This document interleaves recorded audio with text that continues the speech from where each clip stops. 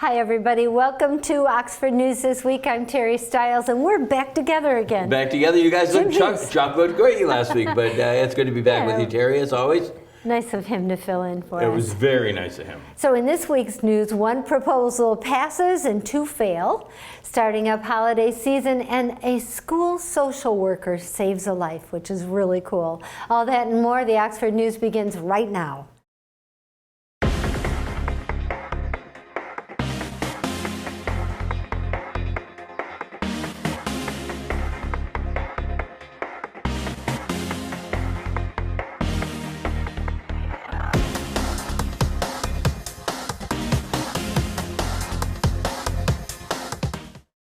The results are in. Voters from Oxford Township joined over 700,000 voters from Oakland County to cast their ballots this election cycle.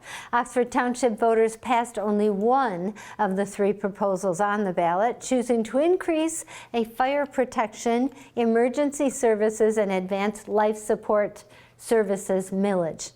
A thankful Fire Chief Matthew Majestic said the department will continue to do its best to be good stewards of the new funds while taking care of the community needs. The Safety Path millage did not pass, which was hoped to have raised money for the construction of a safe route to schools and neighborhoods in the township. Voters also turned down switching to a single waste hauler. Incumbents took home the most support in the election of the township trustees and the village council races. A few new faces will join the school board as two temporary members and two non-members won 4 open seats. The library board race has not yet been called due to the candidates having to be written in and now need to be hand counted by the county. For more details on the races, visit the Oxford Leader website. Jim? With the enrollment and revenue up, the Oxford School District recently added over $300,000 to its new fund balance. The Oxford School Board of Education approved its annual audit report during its last meeting of the month. The district's fund total balance now totals $17 million. Certified public accountant Jacob Sopinski says that some of the fund balance money is already designated for things like athletics, future healthcare costs, and education solutions. He also says that it leaves about $11 million in the fund balance obligated to pay long-term debt. The accountant also says he believes Oxford is very in line with other districts with similar sizes when comparing fund balance as to percentage of expenditures. The final budget was less than 0.5 percentage point off the actual revenues. The Board of Education next regular meeting is this upcoming Tuesday. Jerry. Because of the mild weather, we're having a hard time understanding that it's holiday season. But the Oxford Chamber Christmas Parade is only 3 weeks away. Rain or shine, at 1 o'clock on Saturday, December 7th, a classical Christmas themed parade will be marshaled by Victoria Conley of Victoria's Bistro, who will be celebrating 25 years in business in Oxford. After the parade, kids can visit Santa at the Centennial Park Gazebo. Registration to participate in the parade is open for anyone to join with a float, walking units, dancers, or bands. When registering, please describe your entry and write what you would like the MCs to announce about your unit. Floats will be judged by the Oxford School Superintendent, Dr. Tanya Milligan, Oxford Township Supervisor Jack Curtis, and Village Manager Joe Medor. Walkers can hand out candy but not throw it into the crowds. There's only 2 parade rules, and that's the walker can throw the candy but not into the crowds, and there's no other Santa except for the big guy himself. To register, go to the Chamber website or call 248-628-0410. Jim?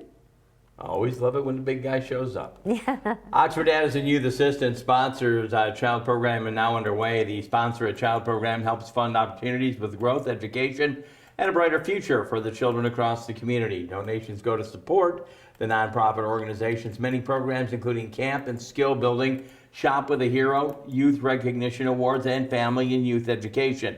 Each contribution goes to the OAYA's mission of strengthening youth and families through the community involvement. Community members, organizations, and businesses can all sponsor the prevention programs. Many of the programs help provide opportunities for the children who might not have the means to participate in things like overnight camps, sports, tutoring, and arts, and more. Some donations will also go towards emergency assistance like payment of rent, electric bills, food, and clothing.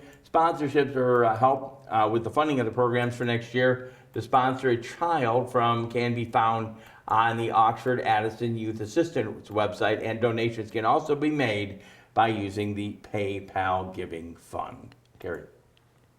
In a push to support small businesses during the holiday season, Oakland County executives are encouraging residents to find local gems in their community. In the annual Local Gem Sweepstakes, participants who submit selfies at their favorite small business in the county will be entered for a chance to win cash prizes of up to $1,000. Each visit increases the chances of winning. The initiative aims to boost the visibility and foot traffic at local businesses through the county. Photos must be uploaded to oakgov.com/new businesses. The sweepstakes runs through the month of November. Winners will be randomly chosen and notified by the first week of December. Jim? Oakland County Sheriff Michael Bouchard, who had just reelected, is, quote, shocked and appalled at a district court judge's recent decision. 36th District Court Judge William McConico recently decided to reduce the bond for Karen Blake Moore, one of the three charged in the June ambush slaying of an Oakland County Sheriff's Office deputy. Brad Reckling. Reckling was fatally shot while reportedly tracking a stolen vehicle. He reportedly spotted the SUV, and then one of the occupants allegedly fired a handgun, fatally struck the deputy. Investigators say Moore was in the vehicle at the time of the shooting and fled afterwards. He is now facing up to 10 felonies. McConico reduced the defendant's bond from $250,000 to $100,000. Bouchard says this means McConico could be released after posting $10,000, 10% of the bond. Bouchard said the ruling puts the public safety at risk and is a slap in the face to the family of Deputy Reckling and the law enforcement community. Judge McConico responded to Bouchard just a day later. McConico says he decided to lower Moore's bond because the defendant was allegedly an accessory and not the shooter. McConico said he cannot treat the two the same and change the bond amount to show that. Terry. The state of Michigan is no longer relocating Canadian geese, but euthanizing them. The policy began this summer after the geese population exploded. About 80 years ago, Canadian geese were nearly extinct in Michigan, but the waterfowl now number more than 300,000. Not only does that number cause conflicts with people, but it contributes to tons of fecal matter that propose a health issue. Goose poop can carry E. coli and other harmful pathogens like avian influenza that closes beaches of levels that are too high. Since 1972, the Michigan Department of Natural Resources has taken geese and relocated them. Now the department says it has no choice but to kill the animals. DNR waterfowl and wetlands specialist Barbara Avers said they ran out of suitable habitats to relocate the geese the geese will not stay in the habitats. But waterfowl advocates don't believe the methods are humane. Some say that geese suffer from euthanasia for a long time because they are very successful at holding their breath. The Michigan DNR website says that some geese rounded up during June may be killed and prepared a licensed meat processor for distribution to charities for the use in soup kitchens. I think that 300,000 are in my yard. Jim? In our Behind the Lens segment, early voting. These voters definitely got ahead of the election day rush by casting their ballots well before It turned 18 students of the Lakeville Preschool had a tough choice of ice cream and donuts on their ballots. Ooh, I don't know, that'd be tough for me. While over at National Action, the little voters decided issues like favorite books, potato chips, and whether they preferred, I like the other list, chocolate suckers over at the high school, and Rho Kappa Social Studies National Honor Society hosted a mock election to embrace the spirit of civic engagement. Way to make your voices heard, Wildcats. Probably a more worthwhile cause there, but Very I like cool. the donut one myself. I think that's a great idea. It really gets kids thinking about what the adults were thinking about for the last week. Oh, yeah. It's really nice to have that election over, by the way. Yeah, I'm happy that I don't have to go and open my mailbox and have like 15 different things come flying out of it, and then now the phone calls are, do I need what is it, Medicare A and B? Medicare, yeah. I'm back to that again, okay? Yeah, but it's nice to see those lawyer commercials now instead of all that other mudslinging stuff. Oh, So no doubt, yeah. Well, like I said, I mean, for some, probably not a happy result. For others, a happier result. And Yeah. I mean, I do have to borrow something that she did say at her closing speech, that we're all Americans at the end of the day, and we need to embrace whatever that is, you know? And life goes on. Exactly. And like I said, I mean, the voice of the country spoke. That's all you can say, Yeah. right? Yep. In our last story, I know she'll speak about this. School social worker saves a life. That sounds like something to be very happy about. You know him, you love him. Yeah, he's here every week. Dave Kenny has Auto Talk and Science in the News. You are watching Oxford News This Week.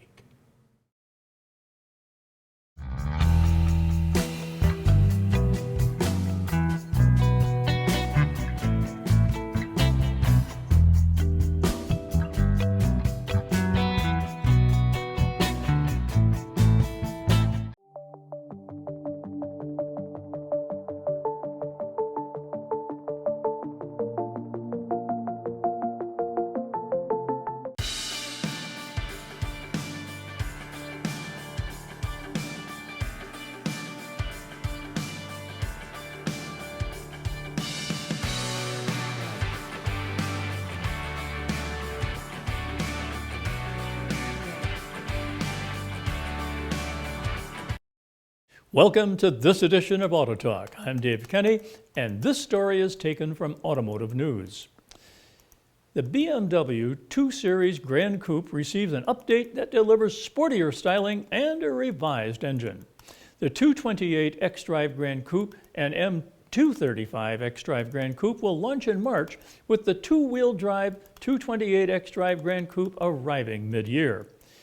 The four-door model is built on the same platform that underpins the Mini Countryman.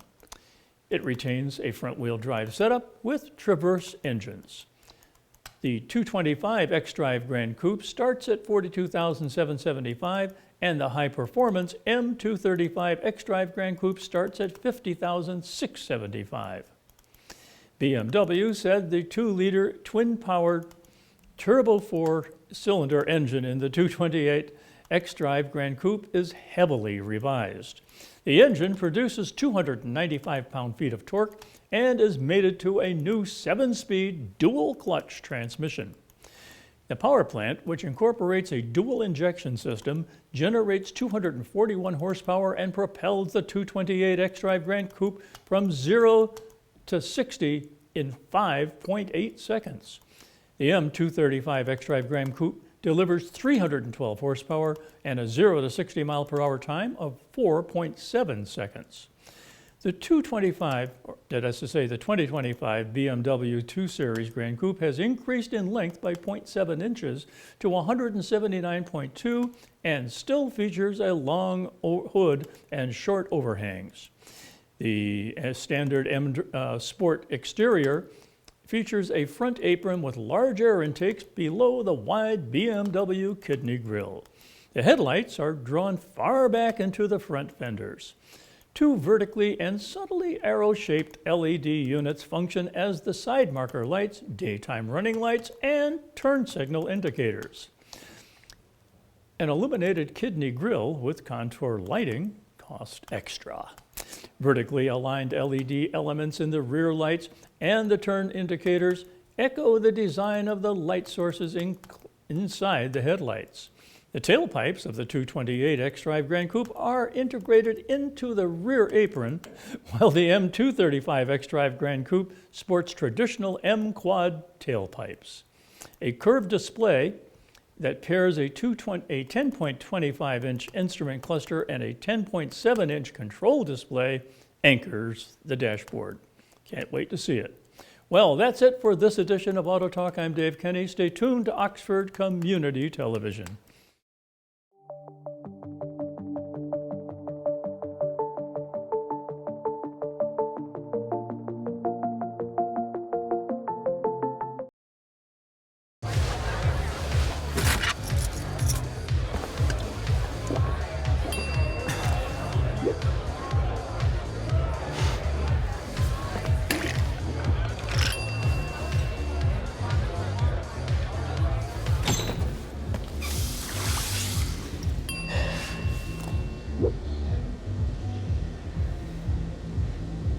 If you need to do something to feel okay to drive, you're not okay to drive.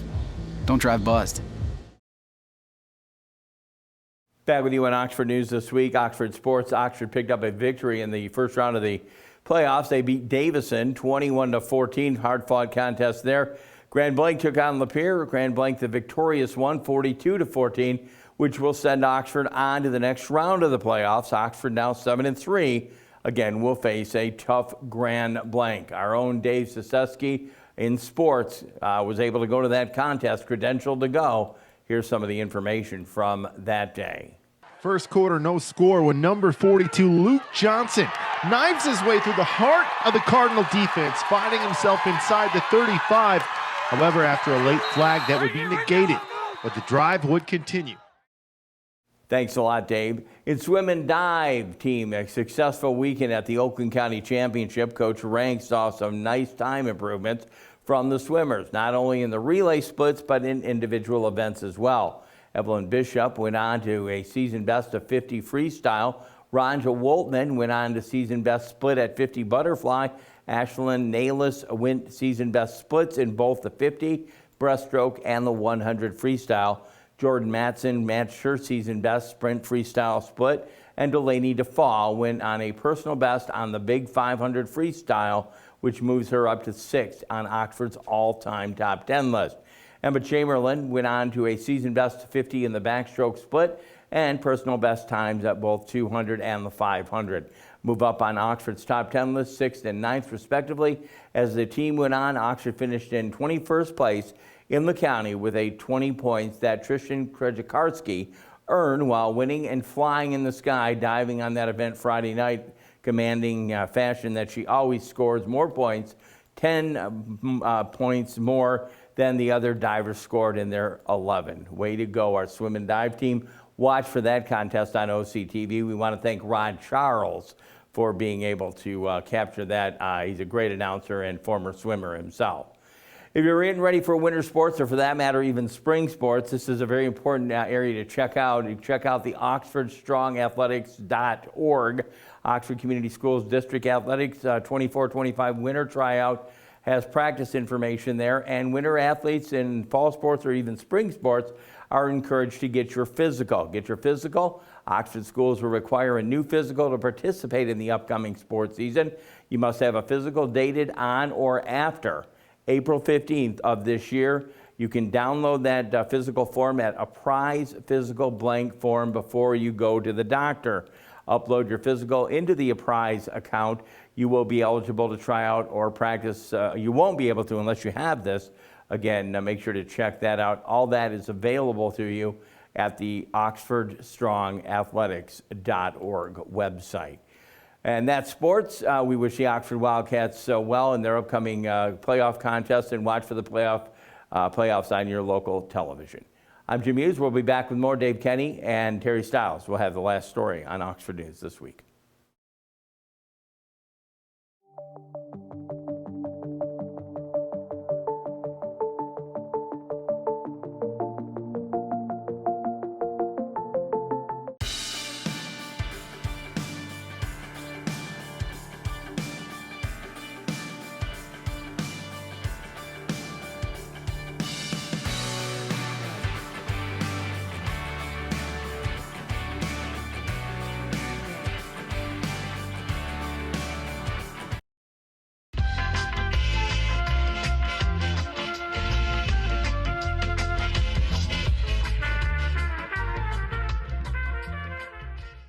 Hi, I'm Peyton Manning, and I'm partnering with the American Red Cross this year to tackle blood shortages. Giving blood's important because every 2 seconds, someone actually needs blood, and unfortunately, only like 3% of the U.S. population donates. So we have to step up to give and to make sure there's plenty of blood available for those in need. Visit redcrossblood.org to get in the game and make an appointment to give. Welcome to Science in the News. I'm Dave Kenny, and this story is taken from New Scientist. Ants can be used to make yogurt, and now we know how it works. Simply placing as few as 4 live ants into a container of milk provides enough microbes, enzymes, and acids to kickstart the fermentation process that creates yogurt. Today, most yogurts are produced by fermenting milk using commercially made starters. However, the industrialization of the process has meant that countless traditional fermentation practices from around the world are overlooked. In places including Turkey, Albania, Bulgaria, and Macedonia, researchers have previously documented a cultural practice of using ants as a fermentation starter. To find out more, a team of microbiologists, ethnographers, and ant biologists led by Leonid Jan at the Technical University of Denmark and Veronica Senat at the University of Copenhagen came together to understand the scientific basis of ant fermentation. The team worked with traditional yogurt makers in Nova Mahala, Bulgaria, to select a red wood ant, or Formica rufa, colony. To produce the yogurt, 4 live ants were added to a glass jar of raw, warmed milk, and then a cheesecloth was placed over the top of the jar, and it was left to ferment overnight. After 1 day, the milk had developed the acidity, texture, and flavor that marked the early stages of yogurt fermentation. It had a slightly tangy taste with mild herbaceousness and pronounced flavors of grass-fed fat, the researchers write in their paper. The team assessed the microorganisms and acids associated with the ants to explore how they contribute to the yogurt fermentation. Milk usually starts to coagulate when certain kinds of bacteria produce lactic acid. Many ants produce formic acid as a chemical defense against predators, and this can also initiate coagulation. 2 species of lactic acid bacteria are commonly found in fermented foods: Lactobacillus delbrueckii bulgaricus and Fructolactobacillus sanfrancensis were seen in the ant yogurt.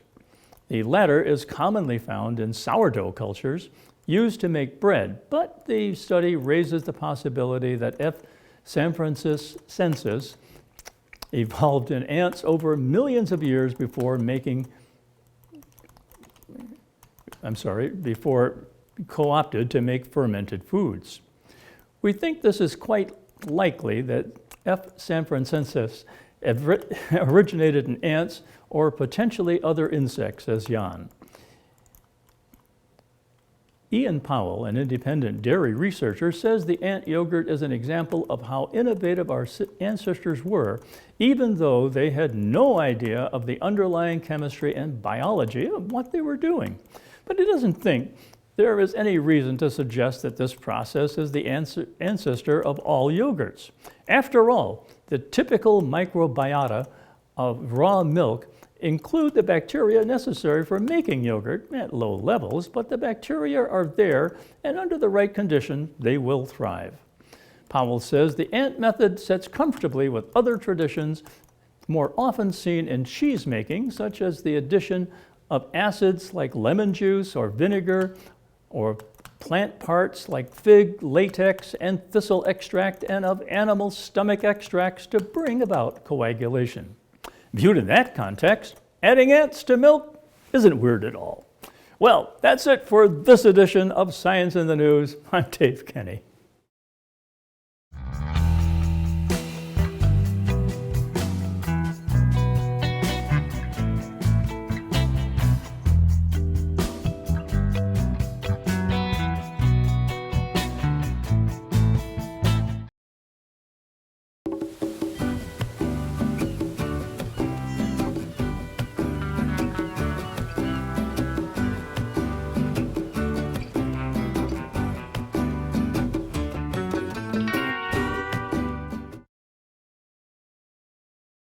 So in our last story this week, a school social worker saves a life. Shannon Carl, a social worker at Oxford Community Schools, volunteered at the Detroit Free Press Marathon last month. She was paying tribute to her grandmother, an original World War II Rosie the Riveter. While passing out drinks to runners around the 24-mile, she heard a noise and saw someone on the ground. The runner had hit his head on the ground and was bleeding and had no pulse. Carl and a doctor from the medical tent took turns doing 12 minutes of CPR compressions on that runner. Carl held his hand through it all, and once the runner was on the gurney to the hospital, he had his pulse back. Carl was recertified in CPR through Oxford Schools just a month before that she had a chance to save his life. Her quick thinking, bravery, and dedication to helping others helped the runner live to celebrate his 60th birthday. And I cannot believe I got through that without crying. I know, I heard you getting Wow. emotional, but I mean, something do get, Oh, and my then goodness. and then when we do read those stories about taking the CPR class up Yeah. at the fire station, Yeah. I mean, look, there you go. Look what happens, yeah. And being somebody that passes out drinks at the marathons, well, I know, I'm know trying- what those people are going through. I mean, it's amazing how they tough it out. They're Oh, yeah. exhausted And by the that's- 24 that's- mile. it's which is 26, right? where- It's 26, and I stand You're at the at 24. 24 mile Ooh. as well. So I know how exhausted that man was, and God bless her. That is so cool. From Oxford too. What a and- story. But I mean, it could be from anywhere, but like Yeah. good stuff there, and What you a do a story. good thing with the Boston thing. Yeah. Still trying to get her to maybe sign up for one of the runs on Thanksgiving Day. Oh, I might You do should. that. You would like that. I think you would. I haven't practiced running. We'll watch you in run by the house. I'll be 100 eating years. turkey, going, yeah, go Terry, go Terry. Yeah, not me. I'll be chasing a turkey. That's my only running I'm Yeah. doing. But you do that. You've done that Boston thing for how many Yeah, years now? 4 years. Kind of like a tradition for you. Yeah. Well, my niece started for the year of the bombing, and she was only one drink stand down from the bombing. Oh, and wow. so that got me thinking, if she can do that and continue to do it, we're going to do it too. Besides, You're that together gets me with a her. trip to Boston every year. Yeah. I love it out there. Nice. It's really neat. Not bad. And you Yeah. enjoy going there, and I sure you do a good service. It's a great too. ride. Thank you. Okay, I don't know whether we can do this or not, but Speaking of service. are you still watching? What are you listening in the car? Are you listening anymore? Are you done with that or what? I'm actually reading a book called Wild Heart. Reading or Oh, listening? sorry. I'm reading it. I'm trying to read it. Kyle just grabbed the I'm a lot headphones when you did slower. that. Sorry, Kyle. I'm a lot slower at reading than I am listening, so this book is going to take me a while. It's a good one. It's just how to be kind to people. It's She's really, doing a really I'm good working job on at it. Anyway, that's going to wrap it up. We put the bow on this puppy, and we'll be back again next week. OCTV can be viewed on Spectrum Charter Channel 191, Channel 99 on the ATT Uverse system. Check us out on YouTube, Facebook, Rumble, Amazon Fire Stick, Roku. We also have that. I said YouTube, so you can catch any one of the meetings on our YouTube channel. If you missed it, maybe a local meeting, you want to check that out. Go to our YouTube and look at it. If you have a show idea, maybe you'd like to be a volunteer, OCTV, give our office a call, 248-628-9658. Ask for Dave or Terry. Special thanks to program producer, director Kyle Snage, news writer extraordinaire Allison Miller, our own station manager, anchor Terry Stiles, for everyone here at the auspices of OCTV. I'm Jim Hughes, hoping you have a safe week, and I invite you back next time. And again, we will take a look at Oxford News this week. Bye-bye.